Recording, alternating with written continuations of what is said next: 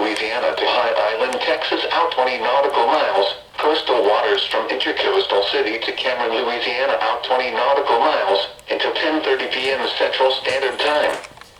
At 9:43 p.m. Central Standard Time, a strong thunderstorm was located over West Cameron 48, or near the mouth of the Sabine River, moving east at 30 knots.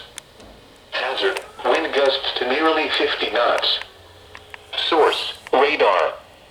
Impact, small craft could be damaged in briefly higher winds and suddenly higher waves. Locations impacted include West Cameron 45, West Cameron 53, West Cameron 62, and West Cameron 48. A tornado watch remains in effect until 2 a.m. Central Standard Time for southwestern Louisiana, southeastern Texas, and the adjacent coastal waters.